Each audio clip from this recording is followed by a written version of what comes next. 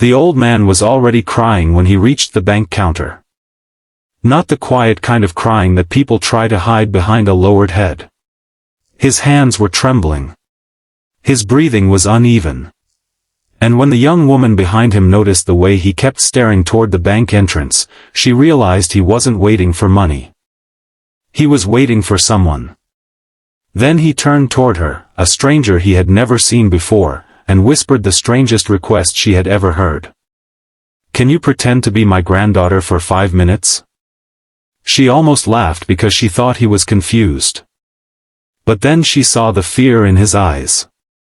And 5 minutes later, she would discover that the old man had walked into that bank carrying a secret that could change both of their lives forever. If you believe that kindness can appear in the most unexpected places, that people deserve second chances, and that one small act can change someone's entire life, please take a moment to like this story, share it with someone who needs hope, leave a comment, and subscribe to Kindness Speaks. Your support helps stories like this reach people who may need to hear them. The young woman was 27 years old, and she had learned early in life that life rarely asked permission before taking something away. She worked as a cashier at a small grocery store across town, but on that particular Tuesday morning, she had taken the bus downtown because she needed to deposit the little money she had managed to save. It wasn't much. After rent, electricity, groceries, and the medicine her mother needed, there was almost nothing left at the end of every month. Still, she had promised herself that she would save something, even if it was only a few dollars at a time. She had spent years dreaming about opening a small bakery one day, a warm little place where the smell of fresh bread would fill the street and people could sit by the window with coffee. It was a simple dream, but it belonged entirely to her. That morning, however, she was exhausted. Her mother had been sick for months, and the previous night had been particularly difficult. She had barely slept. Her phone battery was almost dead, her shoes were damp from the morning rain, and her coat had a loose button she kept trying to fix with her fingers. She entered the bank hoping to finish her business quickly and get back to work. She noticed the old man almost immediately. He was sitting on one of the wooden benches near the waiting area. He looked somewhere in his late 70s. His gray hair was neatly combed, his dark coat was old but carefully pressed, and he held a brown leather folder tightly against his chest. There was something dignified about him, but also something painfully fragile. Every few seconds, he looked toward the entrance as if expecting someone who was already late. She didn't think much of it. People waited in banks every day. She moved into the line and checked the time. The old man eventually stood and approached the counter. He placed his folder down and spoke quietly with the teller. The teller looked at some documents, then shook her head. The man's shoulders dropped. He tried again. The teller shook her head once more. The old man looked toward the entrance. Still no one came. Then he looked down at his hands. That was when the young woman noticed they were shaking. The teller called for a supervisor. The supervisor came over and spoke with the old man for several minutes. Whatever they were discussing, the man's face grew increasingly pale. Finally, he stepped away from the counter. He looked defeated. He took 3 slow steps toward the exit. Then stopped. His eyes landed on the young woman. For several seconds, he simply stared at her. She glanced behind herself, wondering if he was looking at someone else. There was no one. The old man slowly approached. When he stopped in front of her, he seemed embarrassed by what he was about to say. "I'm sorry," he whispered. She smiled politely. "It's okay." He swallowed hard. "Can you pretend to be my granddaughter for 5 minutes?" She froze. For a moment, she genuinely thought she had misunderstood him. "Your granddaughter?" He nodded. "I know it sounds strange." She looked at the bank employees. Nobody seemed to notice them. The old man lowered his voice. "Please. Just 5 minutes. I need someone to stand beside me. She didn't know what to say. There were 100 reasons to walk away. Strangers didn't pretend to be family for strangers in banks. But then she looked into his eyes. There was no manipulation there. Only desperation. She finally nodded. Okay. 5 minutes. The old man closed his eyes for a second, as though someone had just given him permission to breathe. He gently placed one trembling hand over hers. Thank you. They walked toward the supervisor together. The young woman didn't know what was happening, but the old man suddenly seemed different. His back straightened. His breathing became steadier. He wasn't alone anymore. The supervisor looked at them. The old man introduced her as his granddaughter. The young woman said nothing. The supervisor examined the documents in the brown folder and explained that there was a problem with an old account. The account had been inactive for years, and because of the unusual circumstances surrounding it, additional verification was required.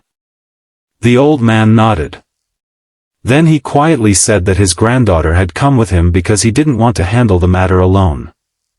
The young woman squeezed his hand. For 5 minutes, she played a role she had never rehearsed. And those 5 minutes changed everything. Because when the supervisor finally stepped away, the old man looked at her with tears in his eyes. You remind me of her. The young woman frowned. Who? My granddaughter. He looked toward the floor. I haven't seen her in 22 years. The words landed differently than she expected. She slowly sat beside him. He was heartbroken. I thought if she saw me standing here alone, he whispered, she might think I didn't need her. The young woman felt something tighten in her chest. She understood loneliness. Maybe not his kind. But loneliness had many faces. She thought about her own mother sitting alone at home. She thought about all the nights she had wondered whether anyone would care if she disappeared. She looked at the old man's shaking hands. You shouldn't have to stand here alone, she said. He looked at her. Thank you. The 5 minutes had already passed. But she didn't leave. Instead, she stayed beside him. They talked for nearly an hour. The old man told her about his son. About the little girl's first birthday. About the toy train he had bought her. About the day she learned to ride a bicycle. He remembered everything. That surprised the young woman. People sometimes assumed that wealthy people remembered possessions better than people. But this man remembered everything about the child he had lost. The way she laughed. The way she hated carrots. The way she used to fall asleep while holding his finger. He remembered the smallest details. And as he spoke, the young woman began to cry. Not because she knew him. But because she suddenly realized that some people carry entire worlds inside them that nobody else ever sees. When they finally left the bank, the rain had stopped. The sky was gray. The sidewalks were wet. The old man stood beneath the awning and looked toward the street. Thank you for pretending. She smiled. I stopped pretending a while ago. He looked at her. She laughed softly. You really did need someone. He nodded. Then he reached into his coat pocket. I want you to have this. He handed her a small envelope. She immediately refused. No. Please. I didn't do this for money. I know. He smiled. That is why I want you to have it. She eventually accepted the envelope, but she promised herself she wouldn't open it until she reached home. That evening, she sat beside her mother on their small sofa. Her mother was tired, but awake. The young woman told her everything. When she finally opened the envelope, there was no money inside. There was a handwritten note. The old man had written that she had reminded him of something he had forgotten. Not his granddaughter. Not his past. But hope. He wrote that sometimes God places strangers in our path because we are too stubborn to recognize the people we actually need. He also wrote one final sentence. If my granddaughter never comes back, I will still be grateful that someone stayed. The young woman couldn't stop crying. The next morning, she went back to the bank. The old man wasn't there. She returned the following day. Still nothing. A week passed. Then 2. She wondered whether she would ever see him again. Until one afternoon, while working at the grocery store, she noticed an elderly man standing outside. It was him. But he wasn't alone. Beside him stood a young woman. She was around 30 years old. Her eyes were red from crying. The old man looked at the cashier. The young woman beside him stared at her. Then she whispered something to him. He nodded. The young woman stepped forward.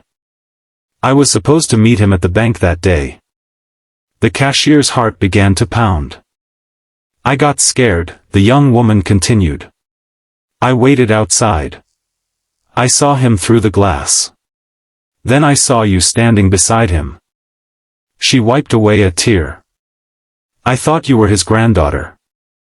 The cashier smiled sadly. I wasn't. I know. The young woman looked at the old man. He told me everything. Then something extraordinary happened. The old man reached for both their hands. One hand belonged to the granddaughter he had lost for 22 years. The other belonged to the stranger who had stood beside him for 5 minutes. He looked at them both. And for the first time in decades, his face was peaceful. The young woman discovered later that the old man's family wealth had never really been what mattered. He had planned to give most of it away. He wanted to create a foundation for people who had been abandoned, elderly people who had no family, children who had lost parents, and ordinary people who needed someone to believe in them. The cashier never expected to become involved. But the old man offered her a position helping run the foundation. She almost refused. Then she remembered her dream. The bakery. She told him she didn't want a job forever. She wanted to build something of her own. The old man smiled. Then build it. Months later, she opened a small bakery. It wasn't luxurious. It wasn't enormous. But it was warm. There were simple wooden tables near the windows, shelves filled with bread and pastries, and a small framed photograph behind the counter.